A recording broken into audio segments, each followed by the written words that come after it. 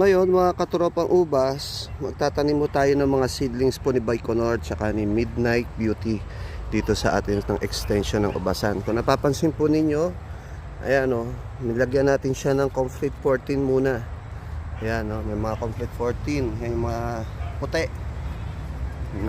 Synthetic fertilizer po yan. Although pwede rin naman nung wala nyan, pero ako, naglalagay ako dahil wala tayo ngayong cow manure. Mas maganda sana yung organic, yung cow manure. Ayan o. Wala tayong cow manure. Lalagyan muna natin siya bago itanim. So, ito. Lagyan natin ito.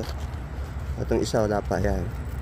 Ayan. Lagyan na natin siya para may pagkain kagad yung ugat niya. So, ito yung ating seedling po ni Baikonur. Ayan, mapansin nyo yan. May ugat. No? Ganda ng ugat niya. Tinanggal ko siya sa seedling bag. And then, tatanim natin. Ano, dami ugat. Tanim natin dito. Natin dyan. And then, kung hanggat maaari, kung meron kayong loam soil na lang yung ipantabon ninyo. Yung mixture ng CRH, tsaka ng rice hull, tsaka ng vermicast. Pero hindi ako nakabili ngayon, since mataba naman itong lupa natin, hindi naman siya masyadong mabato, tinudurog muna siya ng konti. Ayan, ito na lang lagay natin. Nakaka-survive naman to. Pero mas maganda sana nga Carabao manure nilagay tapos yung loam soil para mas malaking chances na mabuhay. Pero itong bubuhay naman to. Just in case na wala lang ho kayo nun.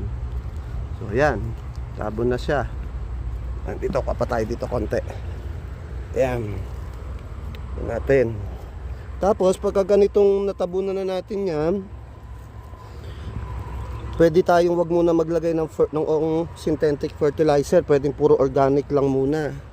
Didiligan natin yan. So, in just 10 months to 12 months, nasa trellis na yan, nakagapang na, pwede nang i-pruning at makapagbibigay na sa inyo ng maganda at maayos na bunga. Pero depende sa variety. Pero itong variety ko ay sureball na madaling pabungahin at hindi namimili na location at quality pa ang berries. Yan ay Baikonur. Yan. Yan ang napili natin mga variety itanim dito sa bukid. Siguradong table grapes.